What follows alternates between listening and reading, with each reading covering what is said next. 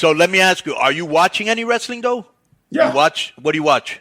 I try to watch as much as I possibly can, but I do my podcast at 7:00 every night. So the Vince's show and TNA, well, Impact is on, and AEW Monday through Wednesday. But I do like to catch the second half of the show. So what have you enjoyed of what you've seen? What angles or wrestlers stand out to you? Well, I tell you, on TNA, not TNA, but AEW, a lot of that I'm not understanding 100%. Maybe because I haven't been watching it enough. You don't need to be watching it not to not understand it. They do a lot of that is not it's not normal. They go against the normal wrestling grain, and they're like doing their own. They're doing like their own shit. Yeah, you know what I'm saying? Right. Lots of inside jokes. Lots of inside jokes. So a lot of nerd shit. But go ahead. Yeah, so I didn't. You know what I'm saying? It throws me off, man. Then the Steen character comes back, and then I see the Arn character, the Jake the Snake, and these guys. Then I see the other guys. They're not doing nothing with these guys. Really, they really aren't. Sting's come out literally 4 times and has done close to nothing. Right. You know what I'm saying? With the other little kid, I don't know if you've seen him with him. That kind of has I call him Little Stinger. Yeah, and I'm like, what's that about? Yeah, and I'm like, okay. Well, don't get me wrong, man. Maybe I'm just illiterate to how things are going on today. You're not.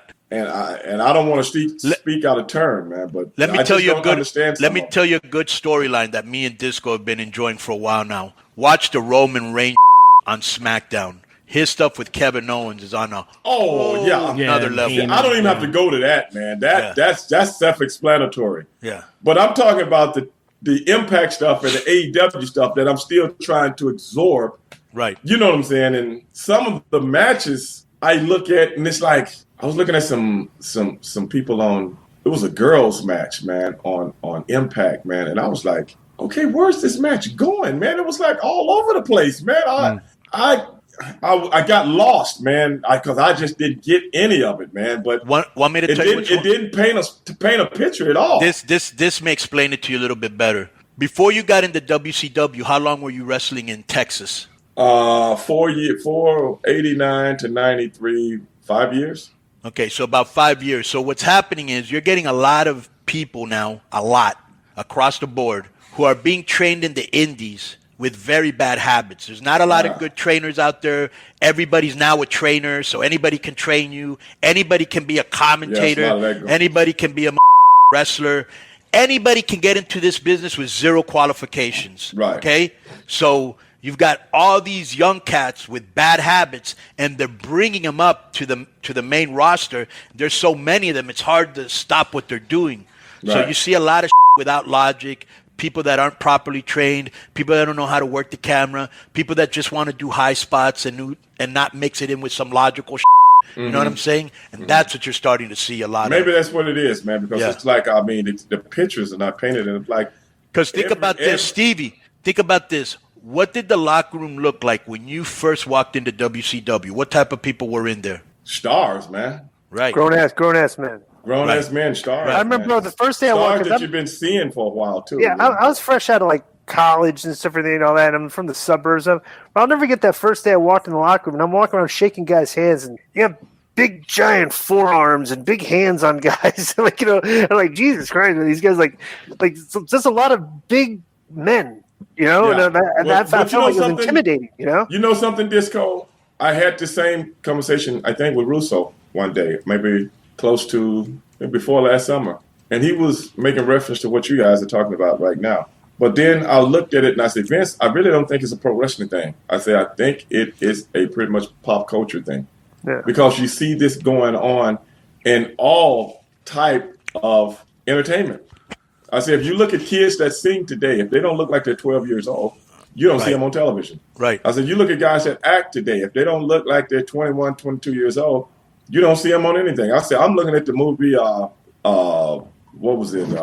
Insurrection, something. When the world was being taken over, the Will Smith movie that he did back in the day. What was the name of it? Independence Day? Independence Day. Okay. I say, now, if you look at back in 96, 97, when Will Smith did that movie, every Jeff Goldblum, everybody in that movie were people you had seen for a while other than the little boy that was the girl's daughter. sun rubber. I look at the one that they made a few years ago, and it looked like a 12-year-old girl driving a jet plane fighting the aliens. And all the people in the army look like little kids. I say, so actually, everything in pop culture, look at the rappers, man. When I came up in the rappers in the mid-'80s, even rappers were young guys, but they didn't look like little teenagers, other than LL Cool J, who was a little teenager. Right. Right. Kumo D. Chuck D, Kumo D, all these guys, man, they didn't look like little young punks straight out of high school. KRS-One. KRS-One, yeah. Right. So if you look at things, how about these guys? Remember Soul Sonic Force? Oh, yeah. Afrika Bambaataa? Yeah. And all those guys? Afrika Bambaataa. Yeah. Right. Come on, man. Bro, those guys are incredible. But let me tell you, when I first walked into WCW, the first time I walked into what was this thing called the Pat O'Connor Memorial Cup, okay? Bro, when I walked in there, Butch Reed was in there, Ron Simmons was in there, Luger was in there, Stan Hansen was in there, the fucking Freebirds. Ole.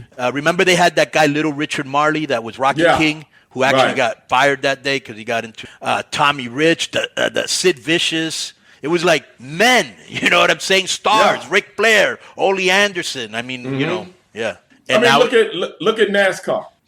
Remember guys who used to look like Buddy Baker, Dale Earnhardt. All these guys look like your dad. Yeah. Right. Yeah. Now you can't get a sponsorship unless you look 12 years old. Yeah, they look like a bunch of little metrosexual kids, coming in, right. right? And now they're not drawing anymore. And they're not drawing anymore. Right. Pop culture has changed everything, man. And I'm telling you, the social media thing. Just the way Coca-Cola, McDonald's, everybody wants to spend their money now. They want to spend it on people that are really would be hyped on social media. That's what they're looking at. Right. That's what they're looking at, bro. 1,000%. Things have changed, man.